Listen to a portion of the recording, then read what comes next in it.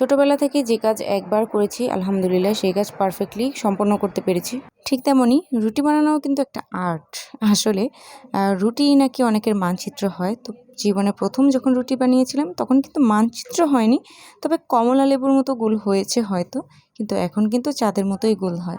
আলহামদুলিল্লাহ রুটি বানাতে পারি আমি খুব ভালো এবং খুব সুন্দরও হয় এবং যে মানচিত্রর যেই একটা স্ট্রাকচার থাকে সেটা কিন্তু আমার দ্বারা পসিবল না। কারণ আমার রুটি চাঁদের মতোই গোল হয়। তো কার রুটি চাঁদের মতো গোল হয় জানাবেন। কারণ কথাই থাকে যে মেয়েরা রুটি বানাতে পারলেই কিন্তু সব কাজে এক্সপার্ট হয়। আসলে আমি রুটিটা খুব ভালোই বানাতে পারি। ছোটোবেলা থেকেই যে কাজ একবার দেখেছি সেটা কিন্তু খুব পারফেক্টলি শিখে গিয়েছি। আর আয়ত্ত করতে কিন্তু আমার তত বেশি পরিশ্রম করতে হয় না। কারণ এটা হচ্ছে আমার আগ্রহ। কারণ কেউ বলবে যে তুমি এটা পারো না আর আমি সেটা মেনে নেব, সেটা আমার একদমই পছন্দ না। আমার কথা হলো এটা যদি অন্য আরেকজন পারে তাহলে আমি কেন পারবো না? চেষ্টা করে দেখতে তো অসুবিধা নেই। তার জন্য হলেও আমাকে শিখতে হবে। আর রুটি আর পরোটা বলেন, যাই বলেন না কেন যেকোনো আইটেমই কিন্তু খুব একটা কঠিন না। চেষ্টা করলেই পারা যায়। হয়তোবা ১ম কিন্তু বানাতে গেলে আঁকাবাঁকা হতেই পারে। কিন্তু চেষ্টা যদি করে যান একটু বেশি তাহলে কিন্তু অনেক সুন্দর হয়।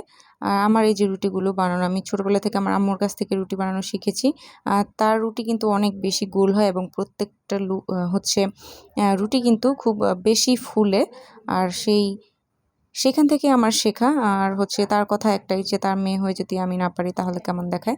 আর এই রুটিগুলো কিন্তু এজন্যই গোল হয়। এটা মায়ের পরিশ্রমের ফল। আর আমিও দেখে অনেকটা শিখেছি। সবথেকে বড় কথা যে ইচ্ছাশক্তি। আমরা কাজ শেখার জন্য ইচ্ছার প্রয়োজন। আমি কিন্তু সব কাজ করতে পারি। আর অনেকে আছে বলে যে আমি কিছু পারি না, এটাই নাকি গর্ববোধ করে। আগের একটা সময় ছিল যখন কারো মেয়ে কাজ পারে এটা তাদের জন্য গর্বের বিষয়।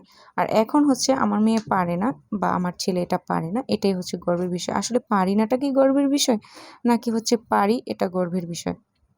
আমার মতে পারি এটা গর্বের বিষয়, কিন্তু এটাকেই এখন হেয় করে দেখে।